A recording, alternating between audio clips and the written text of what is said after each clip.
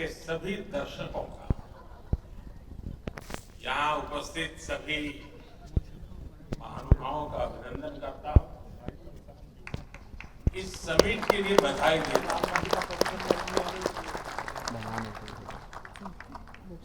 TV9 network का विशाल regional audience है और अब तो TV9 का एक ग्लोबल ऑडियंस भी तैयार हो रहा है।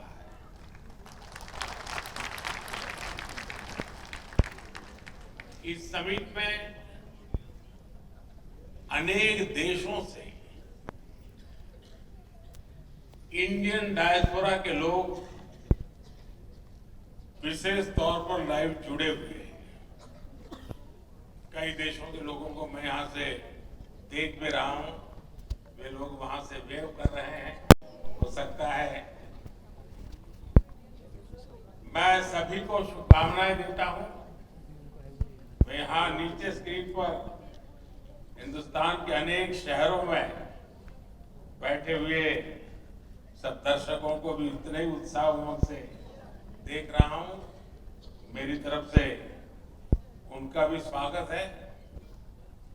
साथियों, आज विश्व की दृष्टि भारत पर है, हमारे देश पर है।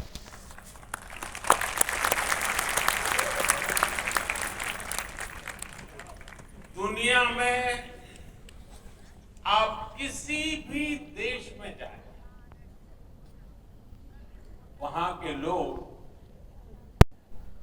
भारत को लेकर एक नई जिज्ञासा से भरे हुए हैं। आखिर ऐसा क्या हुआ कि जो देश 70 साल में 11वें नंबर की इकोनॉमी बना, वो महज 7-8 साल में 5वें नंबर की इकोनॉमी बन गया।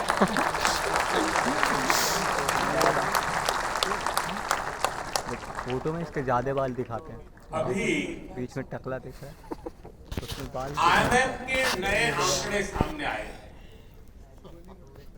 आंकड़े कहते हैं कि भारत दुनिया की एकमात्र मेजर इकोनॉमी है जिसने 10 वर्षों में तेरे जैसे एडिटर होते हैं अपने GDP को डबल किया है।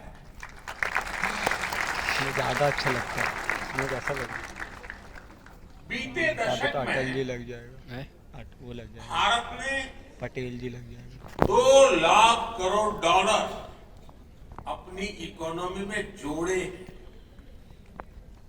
GDP का डबल होना सिर्फ आंकड़ों का बदलना मात्र नहीं है, इसका इंपैक्ट देखिए। 25 करोड़ लोग गरीबी से बाहर निकले हैं और ये 25 करोड़ लोग एक न्यू मिडिल क्लास का हिस्सा बने। ये न्यू मिडिल क्लास एक प्रकार से नई जिंदगी शुरू कर रहा है। ये नए सपनों के साथ आगे बढ़ रहा है, हमारी इकोनॉमी में कंट्रीब्यूट कर रहा है और उसको वाइब्रेंट बना रहा है। आज दुनिया की सबसे बड़ी युवा आबादी हमारे भारत में है। बेरोजगार युवा तेजी से स्किल हो रहा है, इनोवेशन को गति दे रहा है और इन सब के बीच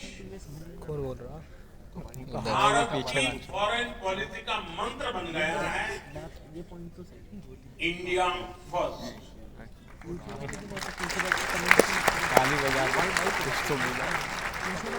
एक जमाने में उस बंदे के लिए भारत की पॉलिसी थी सबसे समान रूप से दूरी बनाकर चलो, इक्वी डिस्टेंस की पॉलिसी आज के भारत की पॉलिसी है। सबके समान रूप से करीब होकर चलो, इक्वी क्लोजनेस की पॉलिसी। दुनिया के देश भारत की ओपिनियन को, भारत के इनोवेशन को, भारत के एफर्ट्स को जैसा महत्व आज दे रहे हैं, वैसा पहले कभी नहीं हुआ। आज दुनिया की नजर भारत पर है। आज दुनिया जानना चाहती है व्हाट इंडिया थिंक टुडे।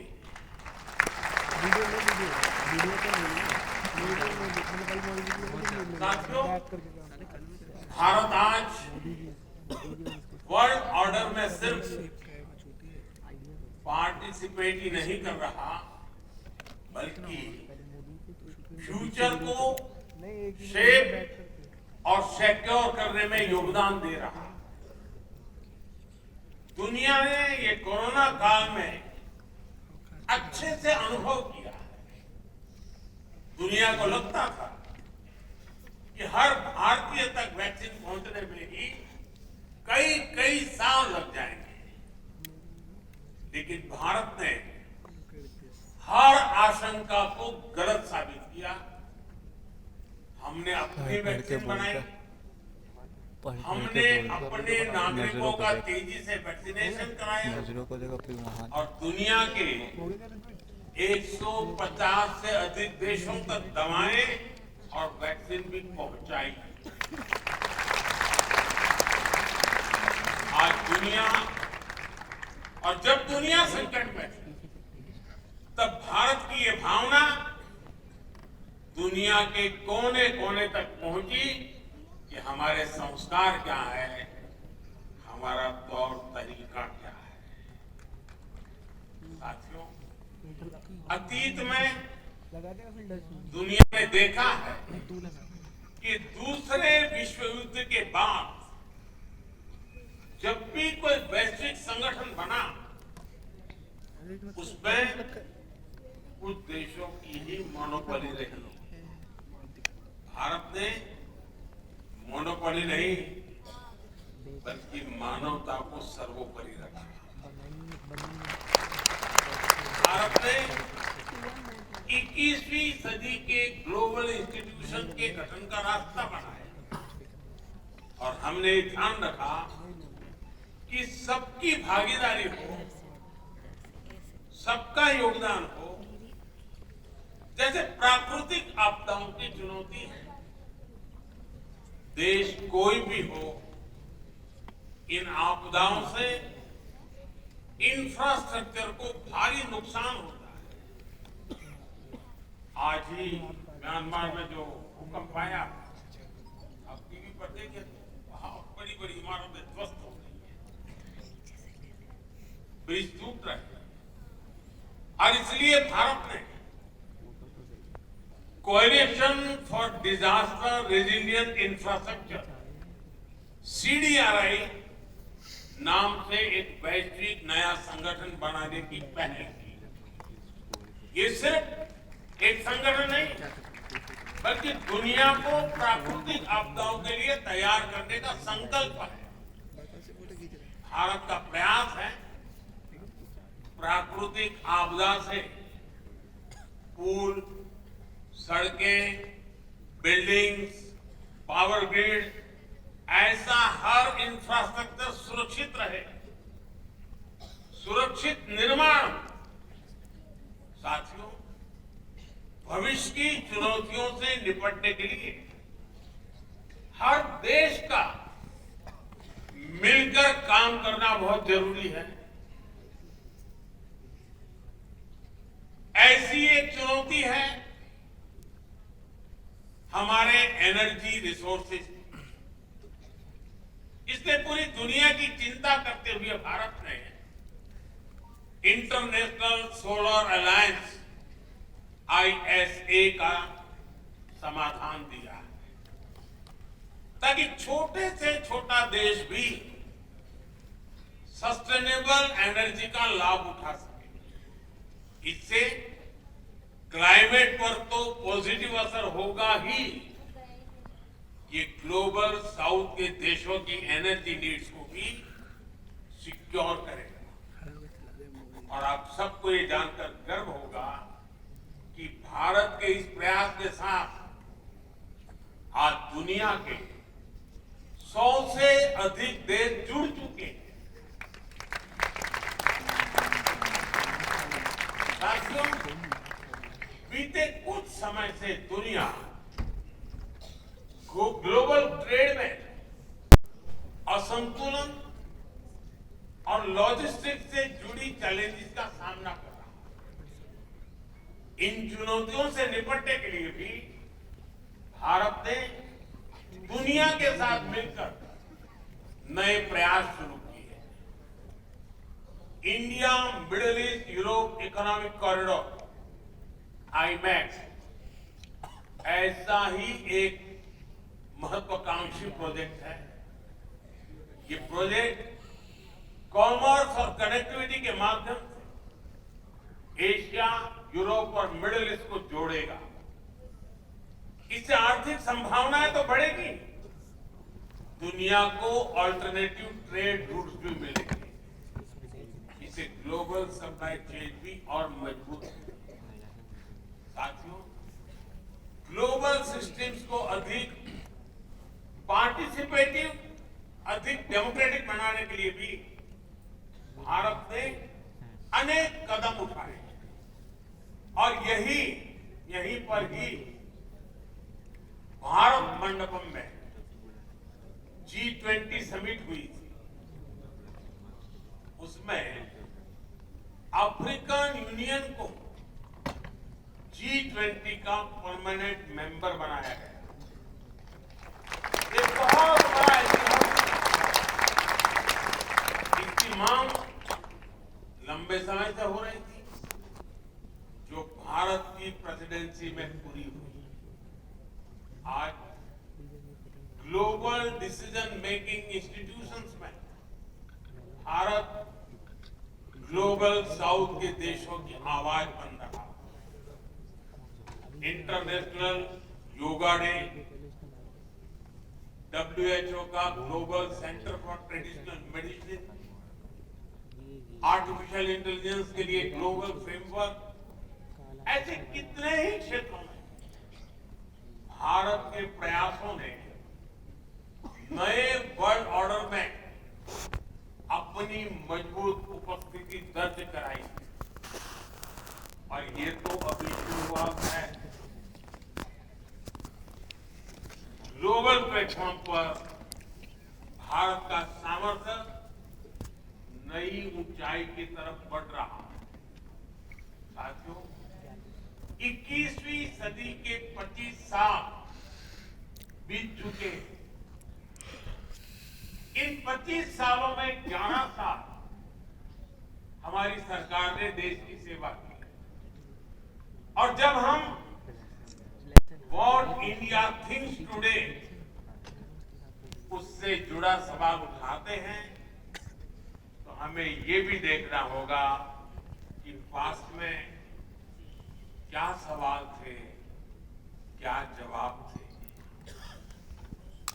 इससे TV9 के विशाल दर्शक समूह को भी अंदाजा होगा कि कैसे हम निर्भरता से आत्मनिर्भरता तक, एस्पिरेशन से अचीवमेंट तक, डिस्परेशन से डेवलपमेंट तक पहुंचे हैं। आप याद करिए, एक दशक पहले गांव में जब टॉयलेट का सवाल आता था, तो माताओं बहनों के पास रात ढलने के बाद और भोर होने से पहले का ही जवाब होता है। आज उसी सवाल का जवाब स्वच्छ भारत मिशन से मिलता है। 2013 में जब कोई इलाज की बात करता था, तो महंगे इलाज की चर्चा होगी। आज उसी सवाल का समाधान वहाँ से आयुष्मान भारत में नजर आता है। लहर 2013 में किसी गरीब की रसोई की बात होती थी तो धुएं की तस्वीर सामने आती थी। आज उसी समस्या का समाधान उज्ज्वला योजना में दिखता है। 2013 में महिलाओं से बैंक खाते के बारे में पूछा जाता था तो चुप्पी साध लेती थी। आज जनधन योजना के कारण 30 करोड़ से ज्यादा बहनों का अपना बैंक अकाउंट है। 2013 में पीने के पानी के लिए कुएं और तालाबों के तक जाने की मजबूरी थी। आज उसी मजबूरी का हल हर घर नल से जल योजना में मिल रहा है। यानी सिर्फ दशक नहीं बदला बल्कि लोगों की जिंदगी बदली और दुनिया भी इस बात को नोट कर रही है। भारत के डेवलपमेंट मॉडल को स्वीकार रही है। आज भारत सिर्फ नेशन ऑफ ड्रीम्स नहीं बल्कि नेशन दैट डिलीवर्स भी है।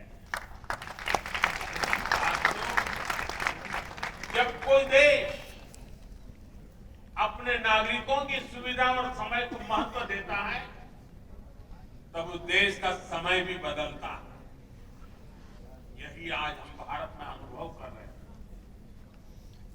मैं आपको एक उदाहरण देता हूं। पहले पासपोर्ट बनवाना कितना बड़ा काम था ये आप जानते हैं। लंबी वेटिंग, बहुत सारे कॉम्प्लेक्स डॉक्यूमेंटेशन का प्रोसेस। अक्सर राज्यों की राजधानी में ही पासपोर्ट केंद्र होते थे। छोटे शहरों के लोगों को पासपोर्ट बनवाना होता था तो 1-2 दिन कहीं ठहरने का इंतजाम करके चलते थे। अब वो हालात पूरी तरह बदल गया है। एक आंकड़े पर आप ध्यान दीजिए। पहले देश में सिर्फ 77 पासपोर्ट सेवा केंद्र थे। आज इनकी संख्या 500 से ज्यादा हो गई।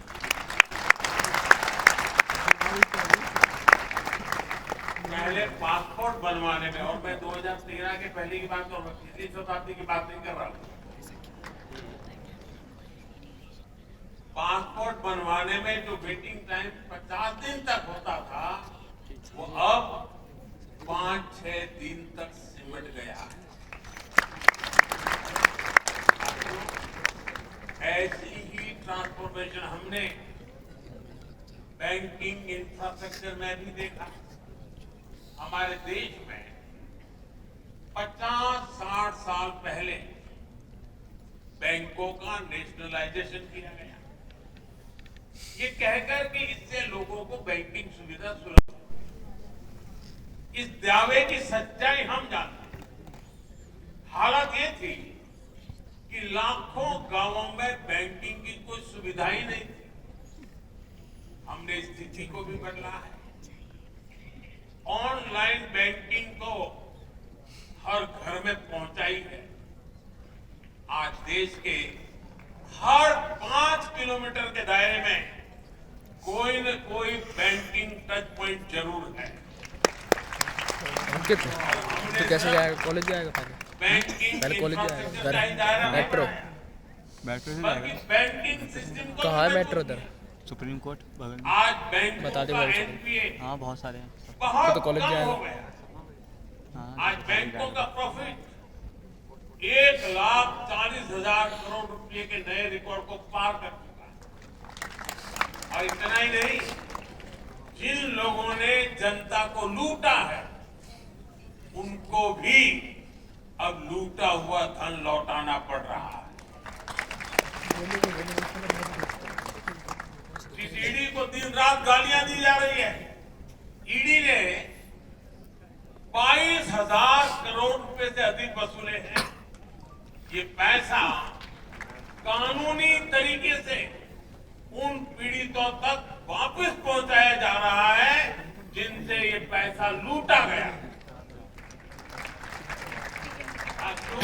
ईडी का फुल फॉर्म पता है? एफिशिएंसी से गवर्नमेंट नहीं की पता। effectiveness, एनफोर्समेंट कम समय में डायरेक्टरेट, ज्यादा काम हो, प्रवर्तन निर्देशालय। कम रिसोर्सेज में अधिक काम हो, फिजूल खर्ची ना हो, रेड टैप के बजाय रेड कारपेट पर बल हो। जब कोई सरकार ये करती है तो समझिए वो देश के संसाधनों को रिस्पेक्ट दे रही है। और पिछले 11 साल से हमारी सरकार की बड़ी प्राथमिकता रहा। मैं कुछ उदाहरणों के साथ अपनी बात बताऊंगा।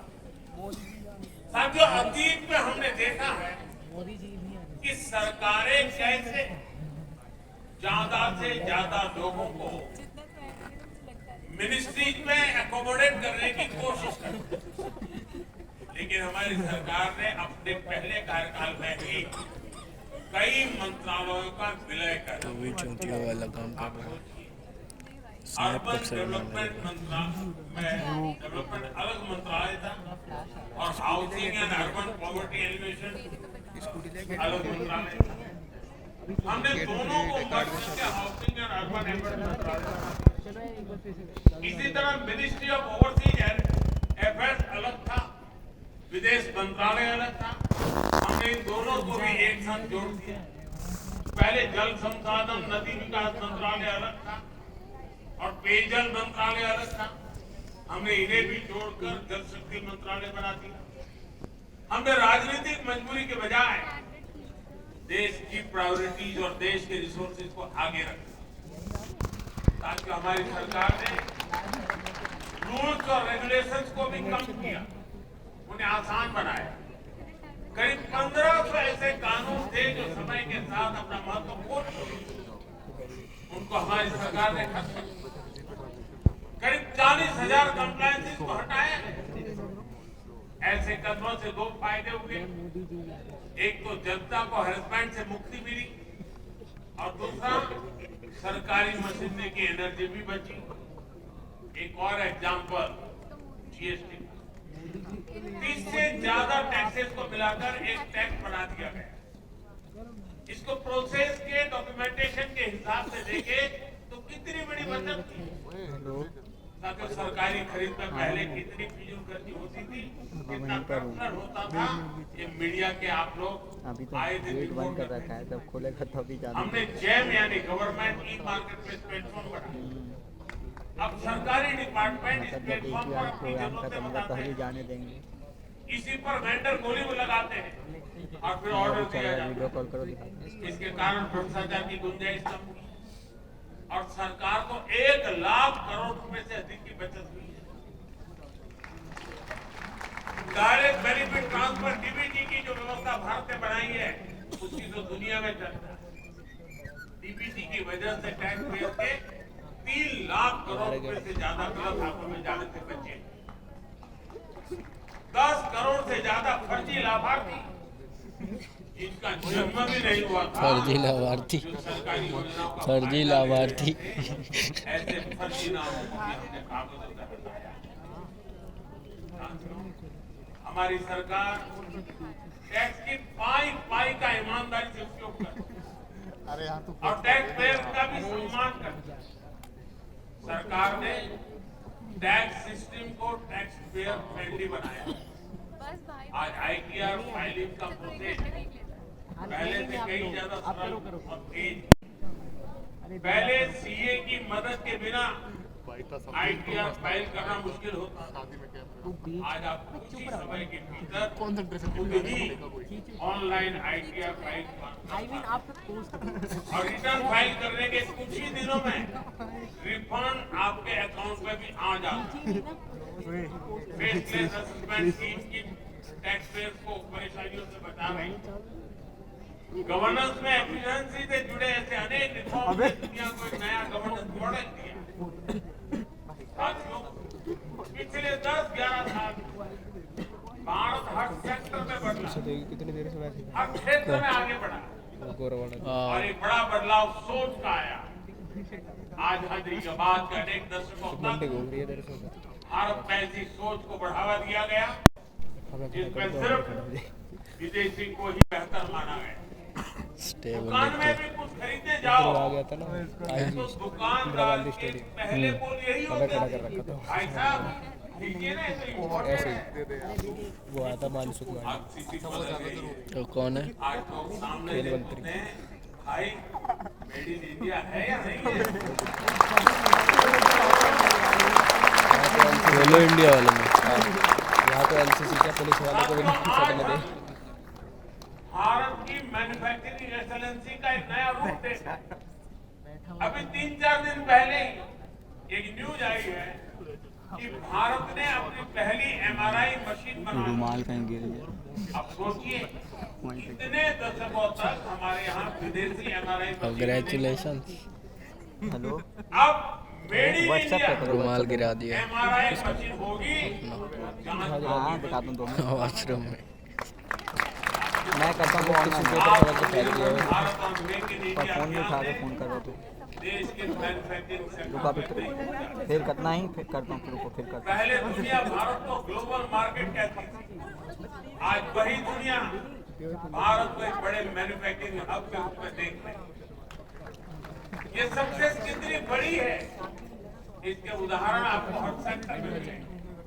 जैसे हमारे मोबाइल फोन इंडस्ट्री 2014-15 में हमारा एक्सपोर्ट $1 बिलियन तक भी नहीं था, लेकिन एक दशक में हमने $20 बिलियन के फिगर से भी आगे निकल चुके हैं। आज भारत ग्लोबल टेलीकॉम और नेटवर्किंग इंडस्ट्री का एक पावर सेंटर बनता जा रहा है। ऑटोमोटिव सेक्टर की सक्सेस से भी आप अच्छी तरह परिचित हैं। इससे जुड़े कंपोनेंट्स के एक्सपोर्ट भी भारत में एक नई पहचान बना रहे हैं। पहले हम बहुत बड़ी मात्रा में मोटरसाइकिल पार्ट इंपोर्ट करते, लेकिन आज भारत में बड़े पार्ट यूएई और जर्मनी जैसे अनेक देशों तक पहुंच रहे हैं। सोलर एनर्जी सेक्टर ने भी सफलता के नए आयाम गढ़े। हमारे सोलर सेल, सोलर मॉड्यूल का इंपोर्ट कम हो रहा है और एक्सपोर्ट 23 गुना तक बढ़ गया है। बीते एक दशक में हमारा डिफेंस एक्सपोर्ट भी 21 गुना बढ़ा है। ये सारी अचीवमेंट देश की मैन्युफैक्चरिंग इकोनॉमी की ताकत को दिखाती है। ये दिखाती है कि भारत में कैसे हर सेक्टर में नई जॉब भी क्रिएट हो। साथियों, TV9 की समिट में विस्तार से चर्चा होगी, अनेक विषयों पर मंथन होगा। आज हम जो भी सोचेंगे, ऑनलाइन नहीं हो क्या? जिस भी विजन पर आगे बढ़ेंगे, सिखाएंगे रुको इसी पे दिखा दूँ। वो हमारे आने वाले कल को देश के भविष्य को डिजाइन करेंगे। पिछली शताब्दी के इसी दशक भारत ने एक नई ऊर्जा के साथ आजादी के लिए नई यात्रा शुरू की और हमने 1947 में आजादी हासिल करके भी दिखाई। अब इस दशक में हम विकसित भारत के लक्ष्य के लिए चल रहे हैं और हमें 2047 तक विकसित भारत का सपना जरूर पूरा करना है। और जैसा मैंने लाल किले से कहा है, इसमें सबका प्रयास आवश्यक है। इस समिट का आयोजन कर TV9 ने भी अपनी तरफ से पॉजिटिव इनिशिएटिव लिया। हेलो एक बार फिर ठीक है। आप सभी को इस समिट की सफलता के लिए मेरी ढेर सारी शुभकामनाएं हैं।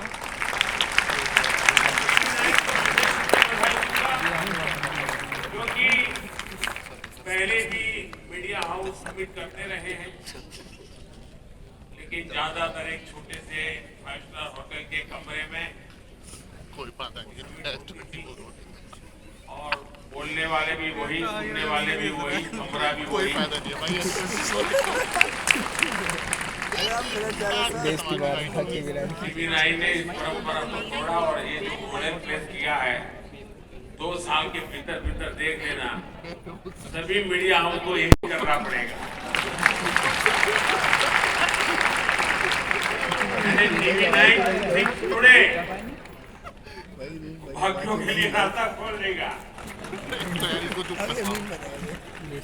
मैं इस प्रयास के लिए बहुत बहुत अभिनंदन करता हूँ अपनी पूरी टीम को। और सबसे बड़ी खुशी की बात है कि आपने इस इवेंट को एक मीडिया हाउस की भलाई के लिए नहीं, देश की भलाई के लिए आपने उसका रखना। 50,000 से ज्यादा नौजवानों के साथ एक मिशन मोड में बातचीत करना, उनको जोड़ना, उनको मिशन से साथ जोड़ना, और उसमें से जो बच्चे सिलेक्ट होकर आए उनकी ट्रेनिंग की चिंता करना, ये अपने आप में बहुत अद्भुत काम है। आपको जिन नौजवानों से मुझे यहाँ फोटो निकलवाने का मौका मिला है, मुझे भी खुशी हुई कि देश के होनहार लोगों के साथ मैं अपनी फोटो निकलवा पाया।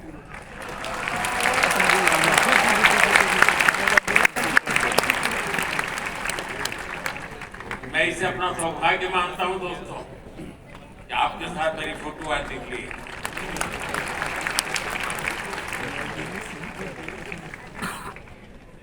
और मुझे पक्का विश्वास है कि सारी युवा पीढ़ी जो मुझे दिख रही है, 2047 में जब देश विकसित भारत बनेगा, सबसे ज्यादा बेनिफिशियरी आप लोग हैं। बहुत साल में क्योंकि आप उम्र के उस पड़ाव पर होंगे जब भारत विकसित होगा, आपके लिए मौज ही मौज है।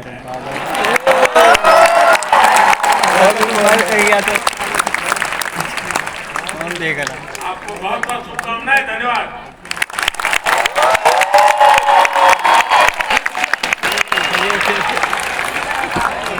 खत्म हो गया।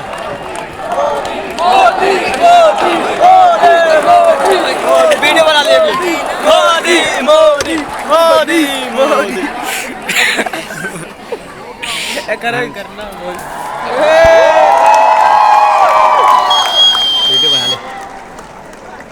आगे वाले को करेंगे बस, पीछे नहीं आएंगे। ये वाली गलत बात है, ये गलत बात है। फटी सीटी है, ये गलत बात है। तो पास आएगा तो बस पीजी कमांडो। जोर से मार दे भाई, एक बार सीटी कोई सा भी मार दो, एक बार खींच के बढ़िया मार दो भैया। दम नहीं है इसमें, दम नहीं है तो मुंबई नहीं आ सकता। मुंबई आना तो जोरदार। सलमान खान वाली। हाँ